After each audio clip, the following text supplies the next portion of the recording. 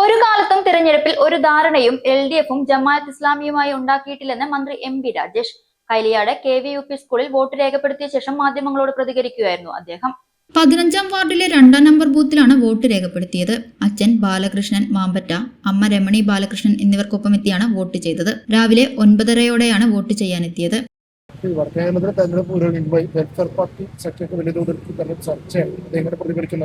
Welfare party സഖ്യത്തിനെതിരെ ഇന്ന് മുസ്ലിം വിഭാഗങ്ങളിൽ തന്നെ സംഘടനകളിൽ തന്നെ അതിശക്തമായിട്ടുള്ള എതിർപ്പാണ്. കാരണം വെൽഫെയർ പാർട്ടി ജമാഅത്തെ ഇസ്ലാമിയുടേതാണ്.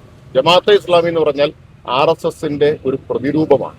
RSSന്റെ പ്രത്യയശാസ്ത്ര സംഘടനാ രൂപം അതേപോലെ പകർത്തിയിട്ടുള്ള ഒന്നാണ്. ഒരു ഭാഗത്ത് സവർക്കറാണെങ്കിൽ മറുഭാഗത്ത് തത്തുല്യനായിട്ടുള്ള മൗദൂദിയാണ് നിൽക്കുന്നത്. അപ്പം മതരാഷ്ട്രവാദികളാണ് ജമാഅത്തെ ഇസ്ലാമി. RSSുമായിട്ട് പലതവണ ചർച്ച നടത്തിയിട്ടുള്ളവരുമാണ്.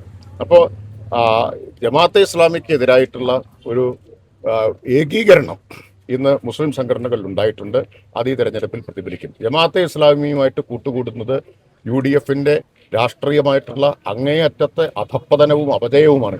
UDF ഉയർത്തി കാണിക്കുന്നത് ഈ CPM LDF ഒരു കാലത്ത് ജമാഅത്ത് ഇസ്ലാമിയുമായി വലിയ തോതിൽ സഹകരണം നടത്തിയിരുന്നു. അവരുടെ ചർച്ചകളും ഫോട്ടോസ് അടക്കം അതുപോലെ AK ബാലന്റെ പ്രസ്താവന അടക്കം ഉയർത്തി കാണിച്ചുകൊണ്ടാണ് ആ ബന്ധം ചൂണ്ടിക്കാണിച്ചത്. ഒരു കാലത്തും തെരഞ്ഞെടുപ്പിലൊരു ധാരണ LDF ജമാഅത്തെ ഇസ്ലാമിയുമായിട്ട് ഉണ്ടാക്കിയിട്ടില്ല. പിന്നെ കാണാൻ വരുന്ന ആളുകളുമായിട്ട് ചർച്ച പല ആവശ്യങ്ങളുമായിട്ട് മുഖ്യമന്ത്രി തന്നെ പറഞ്ഞല്ലോ, അവര് കാണാൻ വന്നിരുന്നു, നിവേദനവുമായിട്ട് കാണാൻ വന്നിരുന്നു. അവരോട് മുഖത്ത് നോക്കി പറഞ്ഞു സോളിഡാരിറ്റി ഒരു സാമൂഹ്യ വിരുദ്ധ സംഘടനയാണ് എന്ന് മുഖത്ത് നോക്കി പറഞ്ഞു. കാരണം കേരളത്തിലെ നാഷണൽ ഹൈവേ വികസനത്തിനൊക്കെ എതിരായിട്ടുള്ള സമരത്തിന്റെ ബുദ്ധികേന്ദ്രം ആരായിരുന്നു? കേരളത്തിൽ നാടിന്റെ പുരോഗതിക്കെതിരായിട്ടുള്ള എല്ലാ സമരങ്ങളുടെയും ബുദ്ധികേന്ദ്രമായിട്ട് പ്രവർത്തിച്ചത് ജമാഅത്തെ ഇസ്ലാമിയും അവരുടെ നിയന്ത്രണത്തിലുള്ള സംഘടനകളുമാണ്. അത് RSSനെ പോലെയാണ്.